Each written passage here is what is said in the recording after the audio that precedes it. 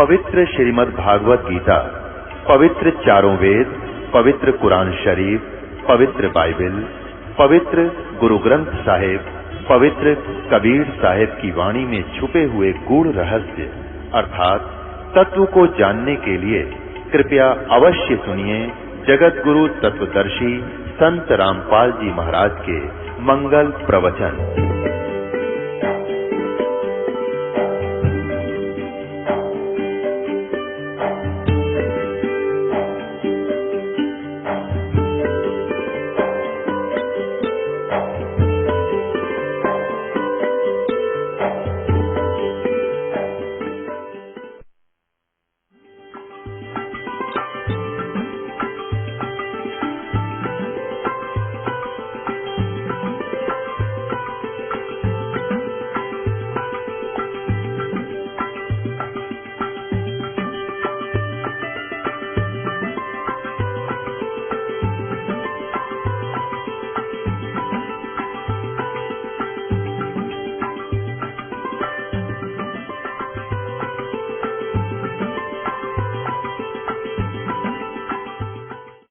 अब आपके समक्ष भक्त खेम बहादुर जी ने वो आप बीती बताई जो भगवान किया करते हैं। अभी तक हमें भगवान नहीं मिले थे, उस परमात्मा की साधना सही नहीं मिली थी जो ये सुख देता है। अब इसने कितनी, अब देखो बात ये नहीं है कि 2500 रुपये बढ़ाने से कोई ये नहीं मानना चाहिए कि सेठ हो गया यूं या बहुत धन मिल गया। इससे क्या हो गया कि परमात्मा में इसका दृढ़ विश्वास हो गया और जो परमात्मा के गुण होते हैं वो प्रत्यक्ष हो गए। हम लूट के खसोट के इधर उधर से करके रिश्वत लेकर पैसा इकट्ठा करना की चेष्टा करते हैं और वो एक बालक बीमार हो जाए, घर का सदस्य बीमार हो गया, 2 लाख रुपये लाग गए, वो पैसा तो रहा नहीं क्योंकि भाग्य में था नहीं, वो रह नहीं सकता और वो पाप रह गए जो वो पैसे कमाए थे, जिस वो हथकंडे ओछे अपना के वो 2 नंबर से पैसा कमाया था, पैसा तो गया और वो पाप न्यो के न्यो रह गए और वो पाप भोगने पड़ेंगे। फिर कुत्ता बनेगा, सिर में कीड़े पड़ेंगे, खाज लगेगी और वो धन रहा नहीं। तो परमात्मा आपको इतनी बरकत दे देगा। ये तो एक कथा नहीं है, यहाँ हजारों की संख्या में ये कथा आपको सुनाने वाले भक्त मिल जाएंगे कि मैं घर वाले आने से मना करते थे सत्संग में, पैसे की आवश्यकता पड़गी, पैसा मेरे पास रहा नहीं, सत्संग कल प्रारंभ होना था, सारी रात चिंतित रहा, सुबह उठ करके ऐसे ही वो थैला देखा जो कभी सपने में पैसा कभी जिंदगी में रखा नहीं, उसमें वैसे पुराने कागज पड़े थे, सोचा इन कागजों ने छांट छूट के एक तरफ गेर दूं को आवश्यक होंगे वो रख लेता हूं। देखा तो उसमें 100 रुपए के कहते हैं 10 नोट मिले, 1000 रुपया, और तेरा गजब। कहते इतना रोया बैठ के, इतना रोया हे भगवान, मैं तो एक दिन के किराए न रोऊं था, आपने 1 वर्ष का दे दिया। तो पुण्यात्मा परमात्मा ये काम किया करता है। इन अज्ञानी संतों ऋषियों ने भगवान मिला नहीं, उसकी अज्ञान छुरी बना दी कि भगवान निराकार है, वो दिखता थोड़ा ही है और फिर न उसका साक्षात्कार होता है। बस सच्चाई छुप थोड़ी सकती है। परमात्मा मनुष्य सदृश है, हमारे ही उनिहार है, हमारा सृजनहार। परमेश्वर की वाणी में लिखा है कि आदरणीय गरीबदास साहिब जी को जो परमात्मा मिले, कबीर परमेश्वर, उन्होंने अपना पूरा सतलोक सचखंड खूब सारा दिखाया, ब्रह्मा विष्णु महेश की सतीथि से परिचित करवाया। उसके बाद गरीबदास साहिब जी ने परमेश्वर से प्राप्त ज्ञान के अंदर बताया कि अनंत कोट ब्रह्मांड का एक रतीनी भार और सतगुरु पुरुष कबीर है ये कुल के सृजनहार। तो हमारे ही उनिहार है, हमारा सृजनहार, हमारे को बनाने वाला हमारे जैसा है, मनुष्य जैसा है। ऋग्वेद मंडल नंबर 1 के सूक्त नंबर 31 के मंत्र नंबर 17 में स्पष्ट किया है, हे मनुष्य बतग्ने, हे परमात्मा जैसे परमात्मा, आप पहले भी जैसे आते हो, अब फिर आओ, हमें तत्व ज्ञान समझाओ। पवित्र बाइबल के उत्पत्ति ग्रंथ के 1 के 26 में, अध्याय 1 के 26 में मंत्र में लिखा है कि परमेश्वर ने मनुष्य को अपने स्वरूप में बनाया, अपने ही जैसा उत्पन्न किया, यानी परमात्मा मनुष्य दृश्य है। और 6 दिन में सृष्टि रची, 7वें दिन तख्त पर जा बैठा। इसी का प्रमाण पवित्र कुरान शरीफ के अंदर है। सूरत फुरकान की 25 आयत 52 से 59 में कि वो कबीर नामक परमात्मा है जिसने 6 दिन में सृष्टि की, 7वें दिन तख्त पर जा बैठा, वो पूर्ण परमात्मा है। उसकी खबर किसी बाखबर से पूछो। तो पुण्यात्माओं, हमारे को अभी तक तत्व ज्ञान नहीं मिला था, और जिस कारण से हमने यही सोच लिया था भी ये दुख सुख तो आते ही रहेंगे और ऐसे ही डमडमा चलेगा। नहीं, परमात्मा के चरणों में आने के बाद आपके ऊपर कोई आपत्ति नहीं आवेगी, आपके घर में हानि नहीं होगी। आपत्ति आवेगी तो को पहाड़ टूटना हो, सूली की सजा कांटे में टल जाएगी, जान जानी हो टांग टूट कर बच जाएगी। तो इस तरह की आपकी वो भी हमारी कुछ कमियां रह जाती हैं, जिस कारण से हम थोड़ा बहुत कष्ट इसलिए भी उठाना पड़ जाता है क्योंकि हम थोड़े हैं। एक घर में एक भाई ने या बहन ने, बेटी ने, बेटे ने नाम ले लिया, बाकी पूरा परिवार विरोधी है उसका, तो उसके नियमों को चलने नहीं देता। इस कारण से वो कोई ना कोई लोक लाज में, दबाव में छोटी मोटी मर्यादा भंग हो जाती है, जिस कारण से आने वाले संस्कार, बुरे संस्कार का समय सज गया, वो आना हुआ, उधर से नाम टूट गया, तो काल का दाव लग जाता है।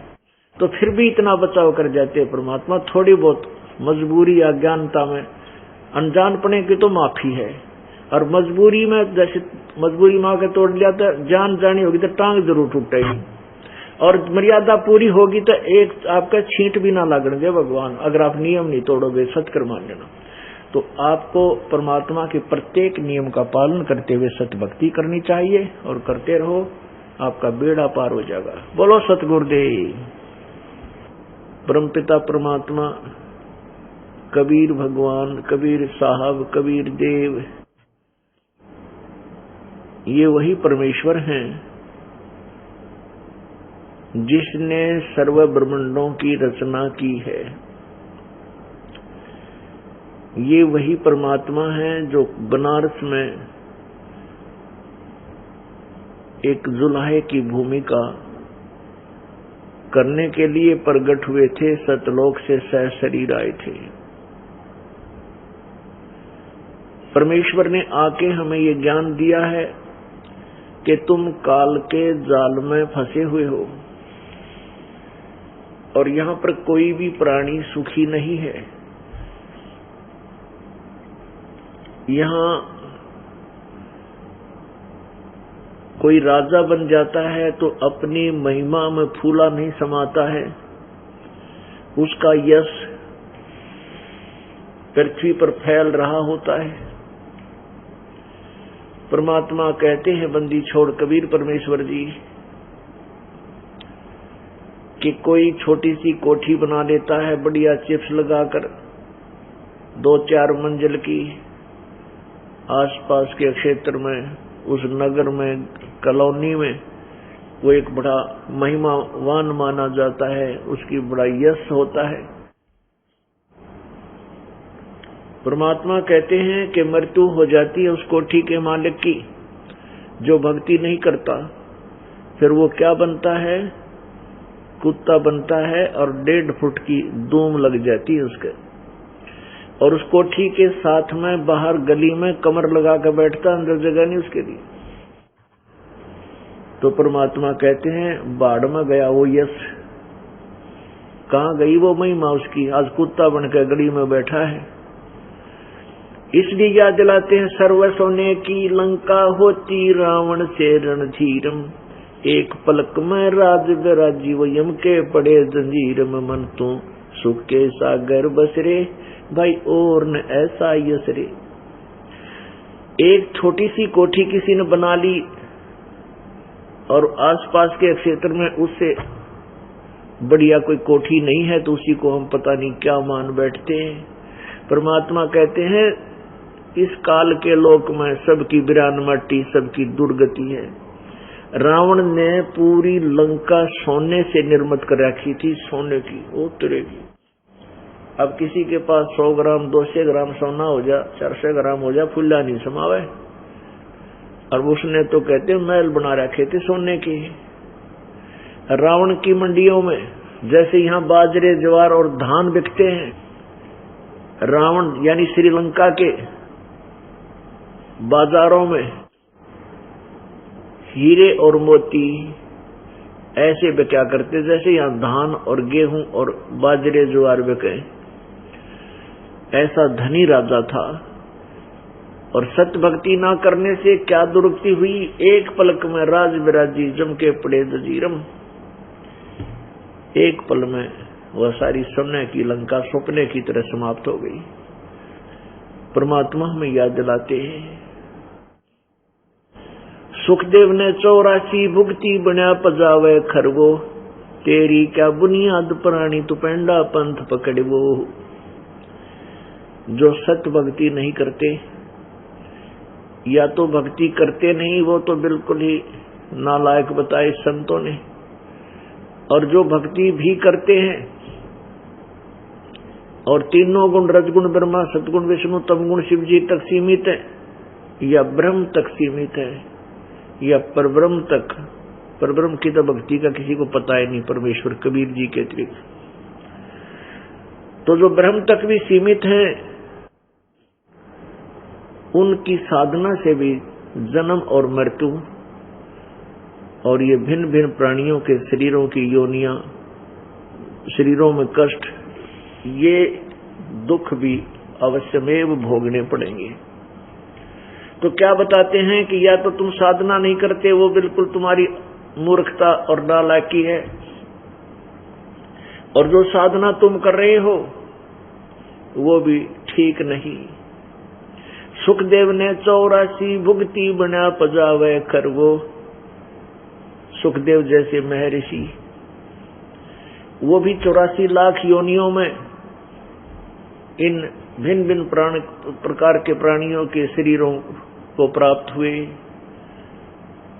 सुखदेव ऋषि अपनी आप बीती सुनाते हुए कह रहे हैं अन्य ऋषियों को कि एक बार मैं गधे की योनि भोग रहा था, मैं अंधा हो गया, मेरे मालिक ने मुझे घर से निकाल दिया, 2 लठ मारे कमर में, चलता चलता चलता चलता रस्ते रस्ते जाकर के जंगल में दूर निकल गया।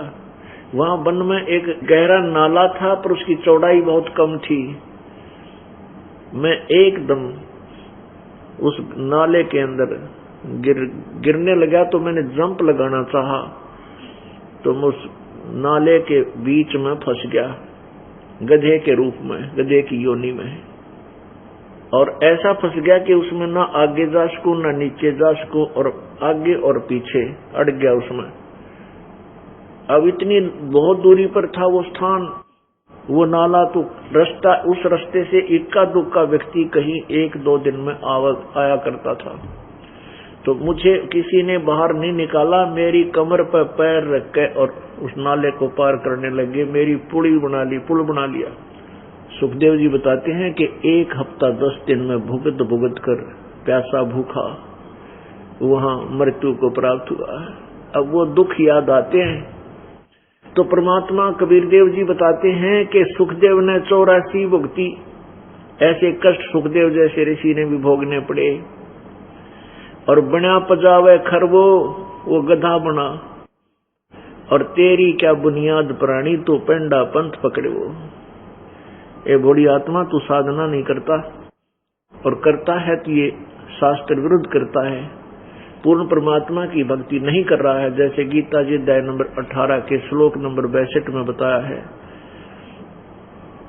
कि अर्जुन तू सर्वभाव से उस परमेश्वर की शरण में जा, उसकी कृपा से तो परम शांति और शाश्वत स्थान यानी सत्यलोक को प्राप्त होगा।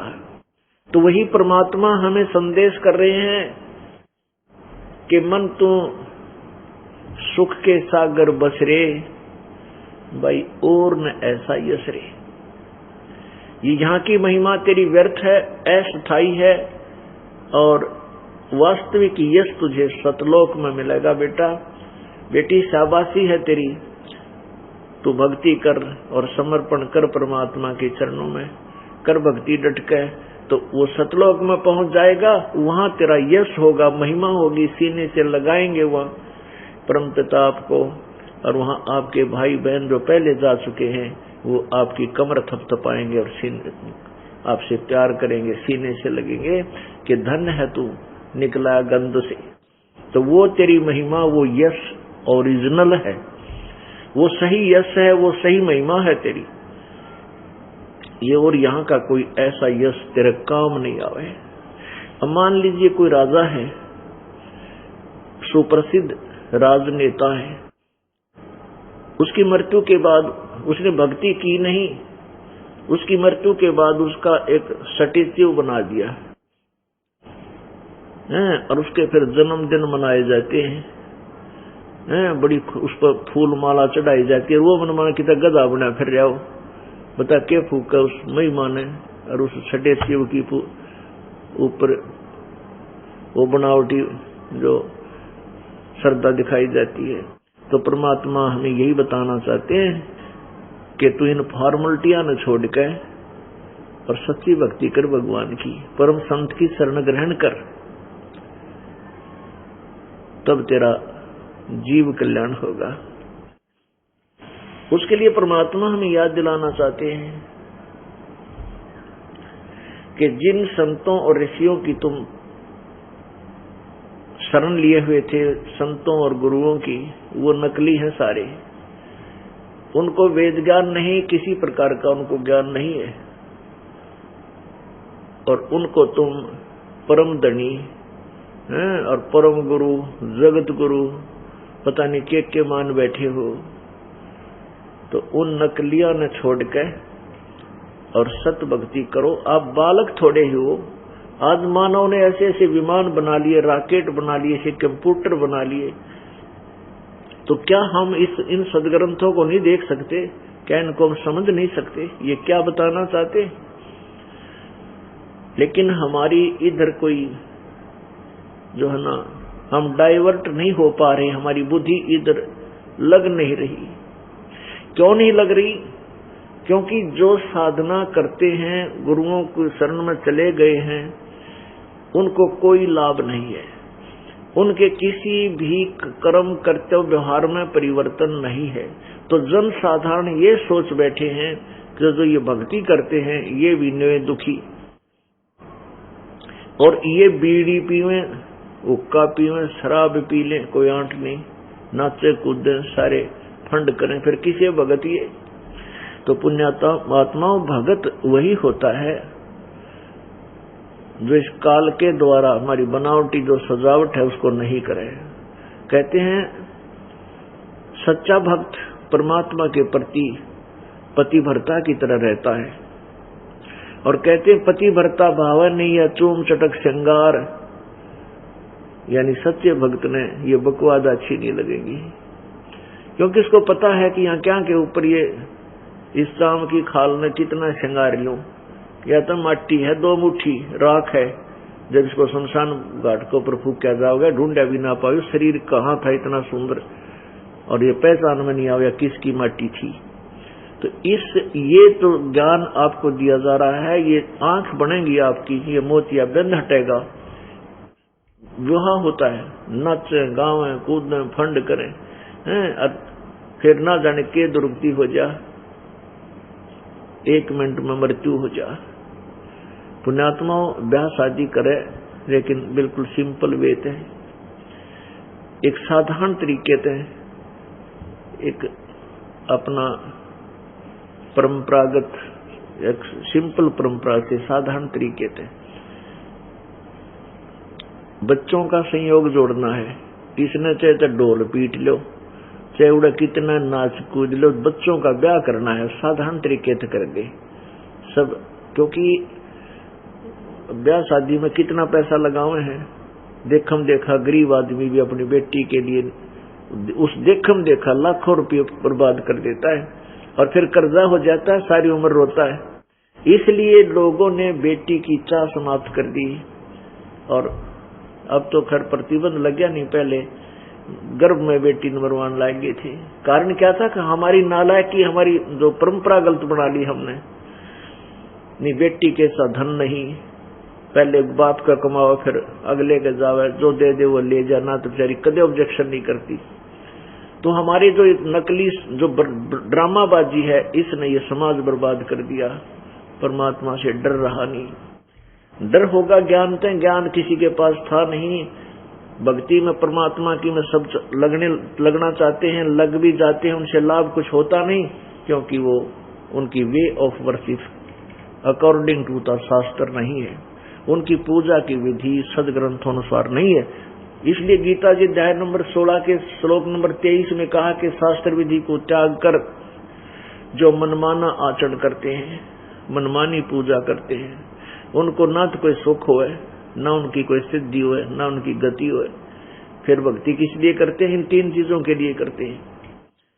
तो इसलिए 24वें श्लोक में कहा कि 16 में जाए के मैं के अर्जुन, इसलिए तुम सदग्रंथों को आधार मानकर कि जो कर्तव्य कर्म है उनको कर, और नहीं करने के उन पूजाओं को त्याग।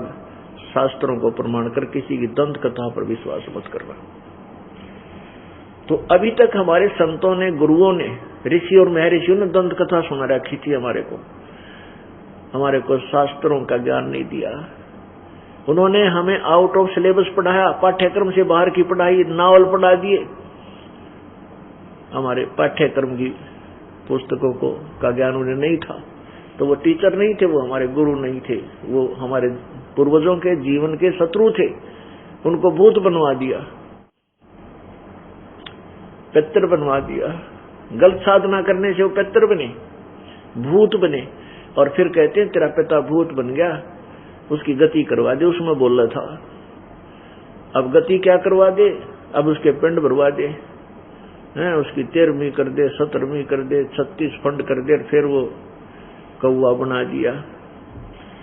आसोज के महीने में श्राद्ध निकालो, श्राद्ध निकाल कर भोजन ऊपर रख दो, कौवा खाएगा। हो सकता है तेरा पिता कौवा बन गया हो, और तेरा गजब हो। लगे थे मोक्ष कराने, गति कराने, और कौवा बना के छोड़ दिया।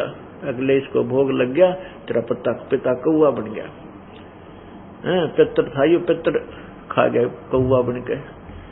पुण्यात्माओं, ये सब जो भक्ति का भट्ठा बैठा दिया, ये इन नकली महर्षियों ने, इन नकली गुरुओं ने, जिनको वेद ज्ञान नहीं था। और परमात्मा आए थे 600 वर्ष पहले, उन्होंने यही तत्व ज्ञान दिया था जो दास उन्हीं का प्रदत्त आज आपको सुना रहा है।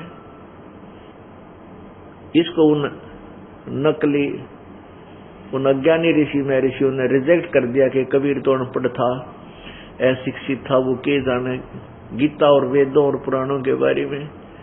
इसलिए उस समय ये बात स्वीकार कर लेना सहज था कि कबीर जी संस्कृत नहीं जानते, ये शिक्षित नहीं है, क्योंकि एक वर्ग, ब्राह्मण वर्ग ही संस्कृत भाषा को पढ़ने का अधिकारी था, अन्य कोई वर्ण नहीं पढ़ सकता था।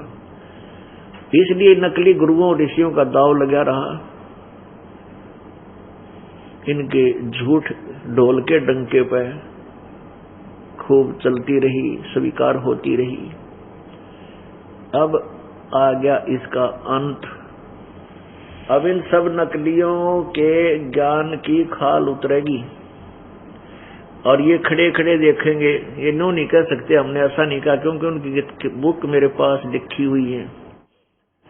उनके द्वारा दिया हुआ ज्ञान, उनके द्वारा दिया हुआ नाम सबके पास उपलब्ध है,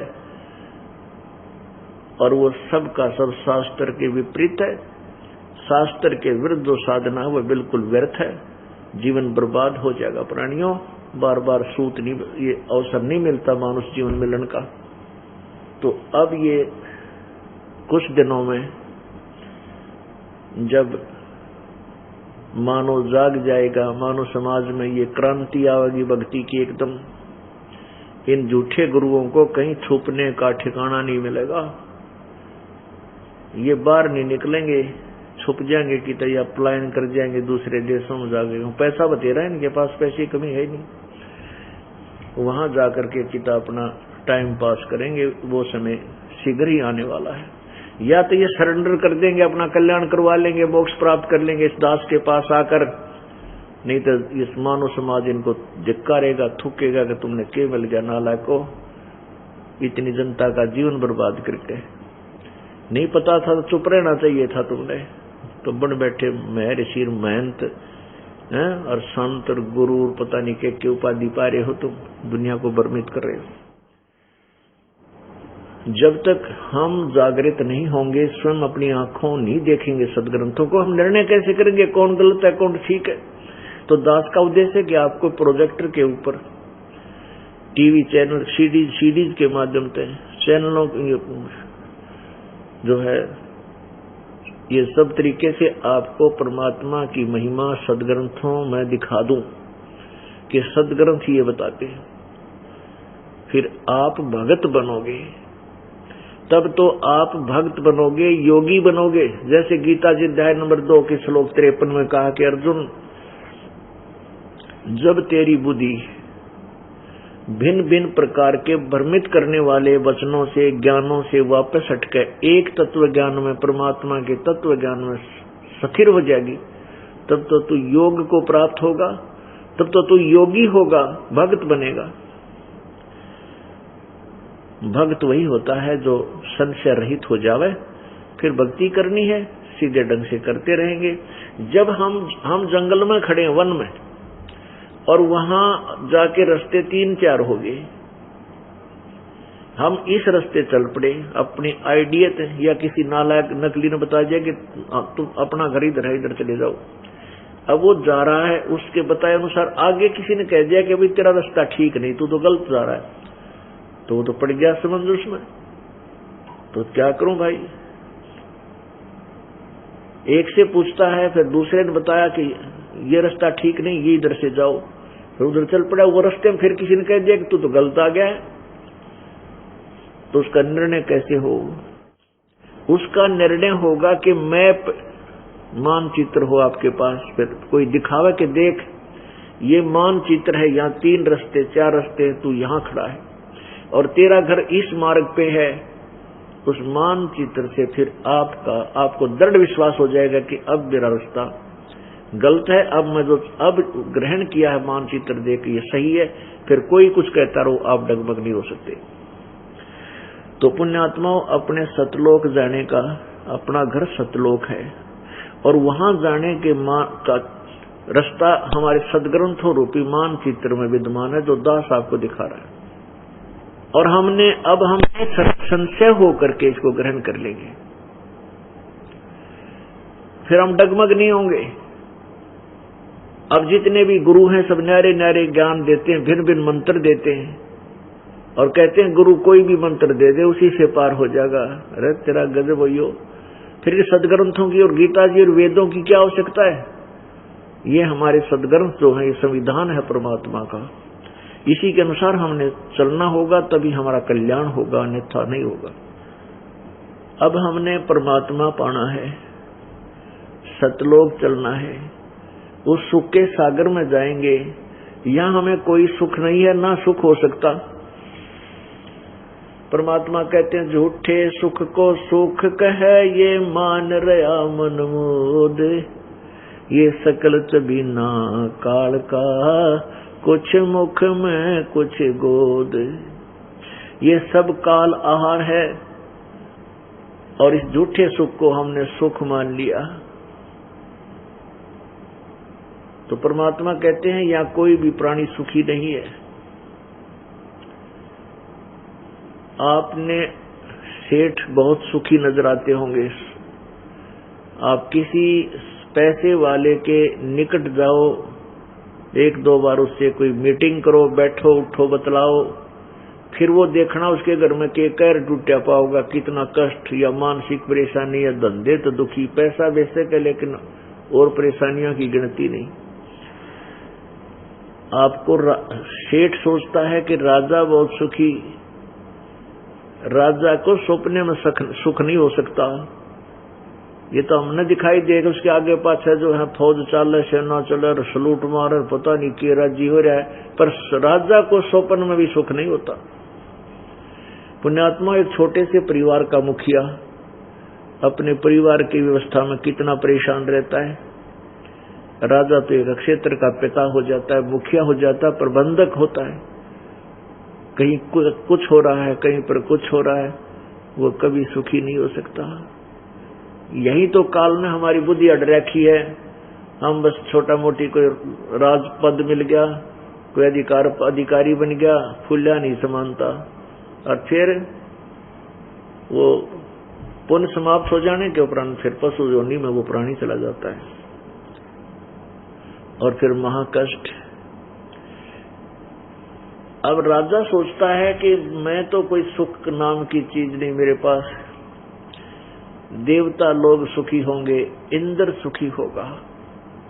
इंद्र स्वर्ग का राजा है और इंद्र महादुखी।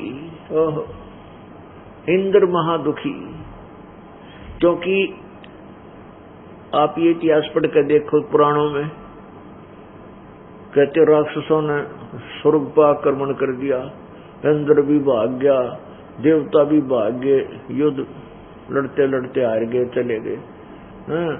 इंद्र पता नहीं कि सुख का टाइम पास कर रहा है, बता के कर ले इनका, के सुख हो आयो। और जब इंद्र पूरा अपना समय पूरा कर लेगा राज्य का, फिर उसकी मृत्यु होगी, मृत्यु बनकर होने के उपरांत वो गधे की योनि में जाता, डायरेक्ट सीधा गधा बनता है। तो पुण्यात्माओं फिर इंद्र के सुखी। इंद्र सोचता है कि ब्रह्मा विष्णु महेश सुखी हैं, मैं तो सुखी नहीं हूं। अब ब्रह्मा विष्णु महेश महादुखी, आप इनके इतिहास पढ़कर देखो। ओए होए, कहते हैं विष्णु जी खुद कहते हैं कि मैं पहले तो तप करता हूं, तप करके अपनी बैटरी चार्ज करता हूं, फिर राक्षसों के साथ युद्ध करने में लगा रहता हूं, उनके भयंकर शरीरों का नाश करता हूं।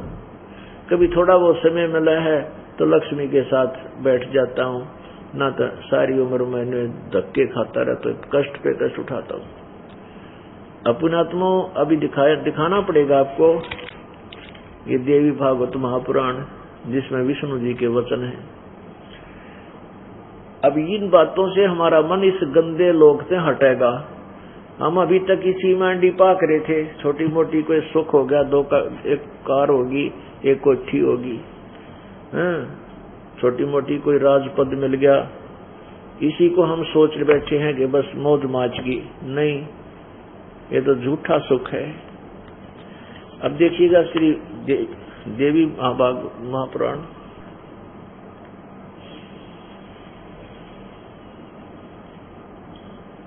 गीता प्रेस गोरखपुर से प्रकाशित है। यहाँ देखिएगा श्रीमद देवी भागवत, संपादक हनुमान प्रसाद पोदार चिमनलाल गोस्वामी। और ये कहाँ से छपी है, प्रकाशक कौन है इसका? प्रकाशक है मुद्रक गीता प्रेस गोरखपुर, गोविंद भवन कार्यालय कोलकाता का संस्थान।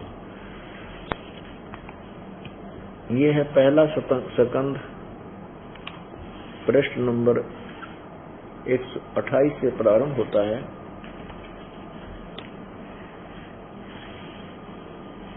ये थोड़ा सा सुनाता हूं आपको कि यहाँ कहते हैं विष्णु जी एक समय तपस्या कर रहा था और ब्रह्मा जी ने देख लिया।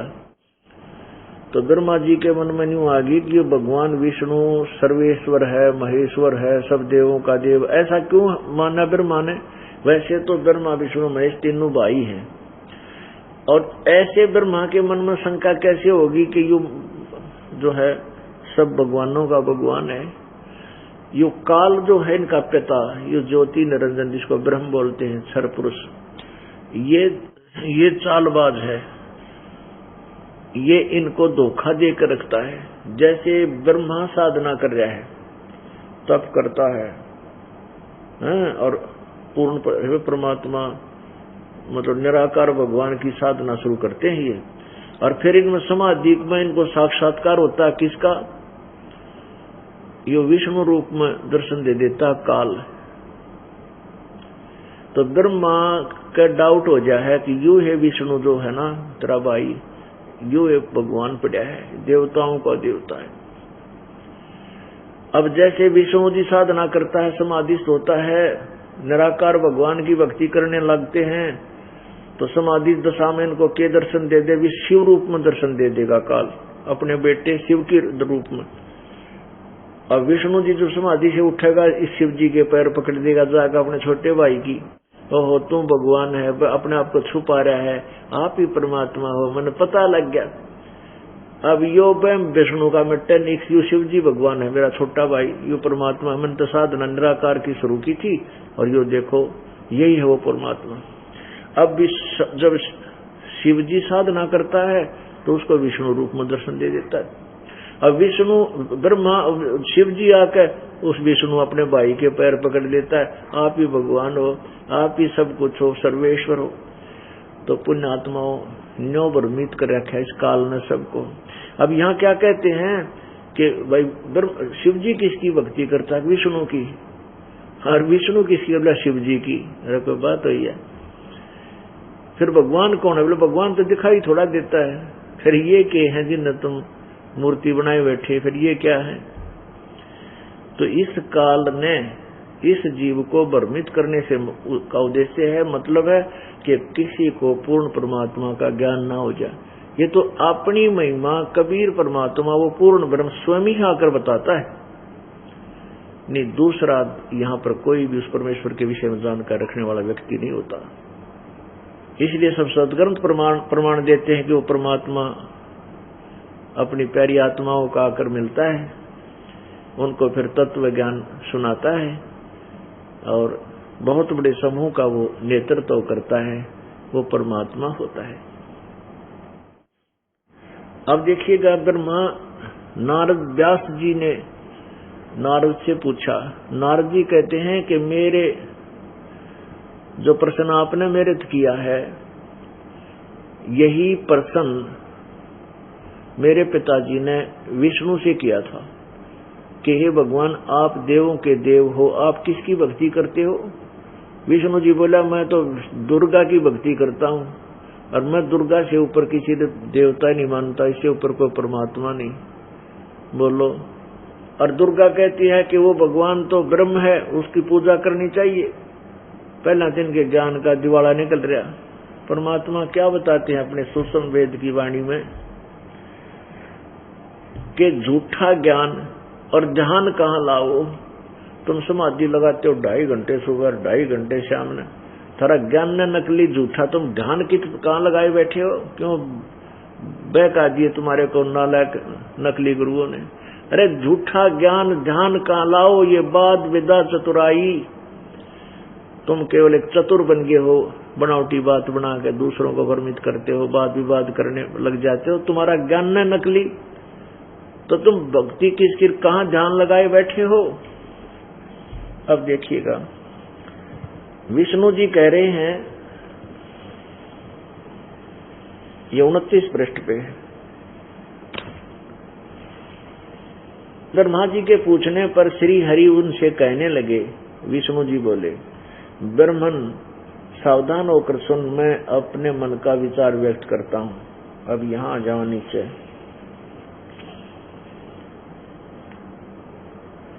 मैं सदा तप करने में लगा रहता हूं, उस शक्ति के शासन से कभी मुक्त नहीं रह सकता। कभी अवसर मिलता है तो लक्ष्मी के साथ सुखपूर्वक समय बिताने का सौभाग्य प्राप्त होता है। मैं कभी तो दानों के साथ युद्ध करता रहता हूँ। अखिल माने सारे जगत को भय पहुंचाने वाले राक्षसों दैत्यों को के विकराल शरीरों को शांत करना मेरा परम कर्तव्य हो जाता है। और फिर नु कहे, मुझे सब प्रकार से शक्ति यानी दुर्गा के अधीन होकर रहना पड़ता है। उन्हीं भगवती दुर्गा की मैं शक्ति का यानी दुर्गा का, भगवती शक्ति यानी दुर्गा की का मैं निरंतर ध्यान किया करता हूँ। ब्रह्मा जी, मेरी जानकारी में इस भगवती शक्ति से बढ़कर दूसरे कोई देवता नहीं। और 562 पर दुर्गा न्यू है कि उस भगवान की भक्ति करो, ब्रह्म की, उसी का टारगेट उद्देश्य बनाओ, वही ब्रह्म है और वो उस ब्रह्म लोक में रहता है। ये 7वां स्कंध और 562 पृष्ठ पे है। देवी का द्वारा हिमालय को ज्ञानोपदेश और ब्रह्म स्वरूप का वर्णन। देवी श्री देवी कहने लगी, उस ब्रह्म का क्या स्वरूप है यह बतलाया जाता है, जो प्रकाश रूप सबके अत्यंत समीप में स्थित, हृदय रूप गुहा में स्थित होने के कारण गुहाचर नाम से प्रसिद्ध है।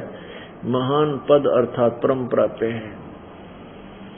वह समस्त प्रजा के ज्ञान से परे है, किसी की बुद्धि में आने वाला नहीं है, यह तुम जानो। वह यह परम सत्य और अमृत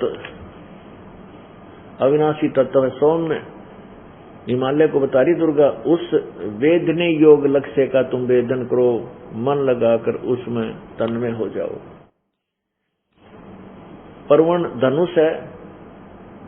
अब ये क्या बताती है कि उपनिषदों में, सौम्य उपनिषदों में कथित महान अस्त्र रूप धनुष लेकर उस पर उपासना द्वारा तीक्ष्ण किया हुआ बाण संधान करो। यानी उपासना रूपी बाण ओम नाम का तो बाण हो, फिर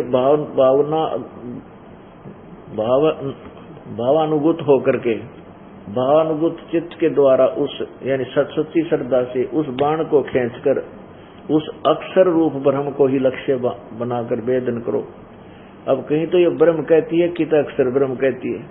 अच्छा, पर्वण ओम धनुष है, ओम तो मंत्र है, ये धनुषम जो उसके जाप करने का जीवात्मा बाण है, और ब्रह्म को उसका लक्ष्य कहा जाता है। यानी ओम नाम से ब्रह्म की साधना करो, और वह ब्रह्म, वह सबका आत्मा ब्रह्म, वो सबका आत्मा ब्रह्म ब्रह्मलोक रूप दिव्य आकाश में स्थित है। अब इस एक ही थोड़े से लेख ने कितने कंसेप्ट क्लियर कर दिए, कितना डाउट खत्म कर दिया, कितनी समस्या का समाधान कर दिया कि विष्णु जी को वेदों का ज्ञान नहीं, आध्यात्मिक ज्ञान जीरो। यू कहे दुर्गा की पूजा करो, और दुर्गा और कहता है, दुर्गा कहती है ब्रह्म की पूजा करो, वो ब्रह्म लोक में रहता है। और गीता, अपनी पवित्र गीता जी अध्याय नंबर 8 के श्लोक 16 में लिखा कि ब्रह्म लोक तक सभी वहां के भी पुनर्आवर्ती में है, उनकी फिर भी आवागमन रहती है, जन्म मृत्यु होती है, पूर्ण मोक्ष प्राप्त नहीं है। और दूसरा ये ज्ञान हो गया कि ये विष्णु जी भी महादुखी, सुख का सांस नहीं। और फिर यहाँ विष्णु जी श्री कृष्ण रूप में आए थे, कितनी दुर्गति मामा शत्रु हो गया, कदे जरा सिंह लाठी ठाका हुआ है, कदे चाण और पहलवान हुआ है लंगोट बांध के, कभी पूतना, कभी चाण, कोई केशी, कभी काल्य वो नागा नरी सेना लेकर के, सारा जीवन कष्ट में रहा। फिर आखिर में क्या दुर्गति हुई कि पूरा यादव कुल, उनके पूरा परिवार श्री कृष्ण की आंखों के सामने पूरा कुल नष्ट हो गया, उसके बेटे पोते पौत्र परपौत्र सारे नष्ट हो गए, मर गए। तो वो जीव सुखी क्यों करोगे जिसका कुल नाश उसकी आंखों का आगे हो जा। श्री राम रूप में आए थे श्री विष्णु जी, के बिरानमाटी सारा इतिहास उठाकर देख लो, जब सुख का सांस एक सांस भी लिया हो तो उसने जीवन में अपने, चाहे वो अयोध्या का राज भी कर गए, लेकिन बेट बालक कहीं, पत्नी कहीं, और स्वयं राजा बना बैठा, वो जीव सुखी कैसे हो सकता है? स्वप्न में भी सुख नहीं उसको। तो पुण्यात्मा परमात्मा कहते, मन तू सुख के सागर चल रे, मन तू बस रे सुख के सागर, भाई जहाँ शब्द सिंधु रत्नागर, मन तू बस रे सुख के सागर, जहाँ शब्द सिंधु रत्नागर। भाई कोटि जन्म तन भरमत होगे, कुछ ना हाथ लग्या रे, भाई करोड़ जन्म तन भरमत होगे, कुछ ना हाथ लग्या रे। कुकर सुकर खरबया बोरे, तू कौवा हंस बुगारे, मन तू चल रे सुख के सागर, जहाँ शब्द सिंधु रत्नागर। भाई कोटि जन्म तू राजा की न्या, मिटी न मन की आशा, कोट जन्म तू राजा की न्या, मिटी न मन की आशा। भिक्षुक होकर दर दर घूम्या, मिला ना निर्गुण रासा, मन तू चल रे सुख के सागर, जहाँ शब्द सिंधु रत्नागर, मन तू चल रे सुख के सागर, जहाँ शब्द सिंधु रत्नागर। इंद्र कुबेर ईश की पदवी ब्रह्मा वरुण धर्मराया। इंद्र कुबेर ईश की पदवी ब्रह्मा वरुण धर्मराया। विष्णुनाथ के पुर को जाके तू फिर भी उल्टा आया मन तू। चल रे सुख के सागर जहाँ शब्द सिंधु रत्नागर। भाई असंग जन्म तन मरत्या होगे जीवित क्यों न मरे रे। असंग जन्म तन मरत्या होगे जीवित क्यों न मरे रे। द्वादश मध्य महल मठ बोरे बोहर न दे धर रे मन तू। चल रे सुख के सागर जहाँ शब्द सिंधु रत्नागर। भाई दोजक भिष्ट सभी तय देखे राजपाट के रसिया। दोजक भिष्ट सभी तय देखे राजपाट के रसिया। तीन लोक से तरपत नाही ये मन भोगी खसिया मन तू। चल रे सुख के सागर जहाँ शब्द सिंधु रत्नागर। मन तू चल रे सुख के सागर जहाँ शब्द सिंधु रत्नागर। भाई सतगुरु मिले तो इच्छा मिटे पद मिल पदे समान। भाई सतगुरु मिले तो इच्छा मिटे पद मिल पदे समान। चल हंसा उस लोक पठाऊं जो आदि अमर अस्थान मन तू। चल रे सुख के सागर जहाँ शब्द सिंधु रत्नागर। मन तू चल रे सुख के सागर जहाँ शब्द सिंधु रत्नागर। चार मुक्ति जहाँ चंपी करती माया होरी दासी। चार मुक्ति जहाँ चंपी रे करती माया हो रही दासी। दास गरीब अभय पद पर सब मिले राम अविनाशी मन तू। चल रे सुख के सागर जहाँ शब्द सिंधु रत्नागर। पुण्यात्माओं आपने अभी सुना कि मन तू चल रे सुख के सागर जहाँ शब्द सिंधु रत्नागर। अब सुख सागर किसे कहते हैं उसको थोड़ा डिफाइन करते हैं, उसकी परिभाषा बताते हैं। पुण्यात्माओं कभी कभी किसी दिन जब ये प्राणी एकांत में बैठा हो, एक ऐसी हिलोर उठती है अंदर से, उसमें कोई भी बुरा नहीं लगता, सबके प्रति प्यार हो जाता है। शत्रु भी क्यों ना हो वो भी बुरा सा नहीं लगता, अपना सा लगता है। ये मन में ये आती है क्या रखा है संसार में, ऐसे क्यों हम ऐसा करते हैं। तो वो लहर, वो मेहर की लहर उठी थी, सबके ऊपर दया भाव आ गया था, मेहर की लहर।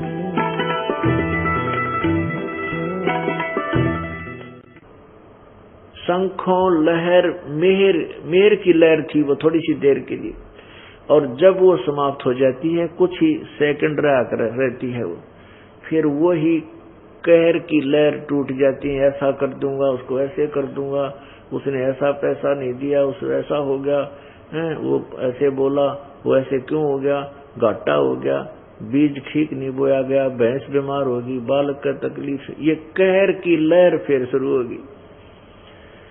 कहते हैं उस सतलोक के अंदर ऐसी मेहर की लहर जो अक्षिणिक थोड़ी सी आई थी, जरा सी, जिसमें कोई भी दुख आपकी आत्मा में नहीं था और ना कोई बुरा दिखाई देता, ना किसी से द्वेष था। ऐसी वहां शंखों लहर मेहर की उपजे और कहर नहीं जा कोई। वहां कोई कहर यानी कष्ट नहीं, किसी प्रकार का दुख नहीं। कहर बोले घोर दुख नहीं, कहते उनको उनके घर में तक कहर टूट गया, 3 मर गए एक्सीडेंट में, वो कहर होता है। कहते हैं शंखों लहर मेहर की उपजे और कहर नहीं जा कोई। दास गरीब अचल अविनाशी सुख का सागर सोई। अब वो सुख सागर है, सतलोक है वो सुख सागर। अब पुण्यात्माओं, हम सभी सतलोक में रहा करते थे और सतलोक से हम अपनी नालायकी से एक भयंकर भूल करके इस काल के जाल में आकर फंस गए। हम अपने पिता, अपने भगवान कबीर परमेश्वर से विमुख हो गए। हम कैसे काल के जाल में फंसे।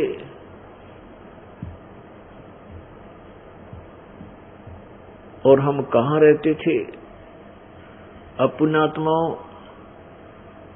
ये घिसे पिटे ज्ञान वाले संत गुरु ऋषि कहा करते हैं कि भाई आत्मज्ञान हो जाना, आत्मज्ञान, बस आत्मज्ञानी, आत्मज्ञान होना चाहिए। इनको आत्मज्ञान की परिभाषा का ही पता नहीं।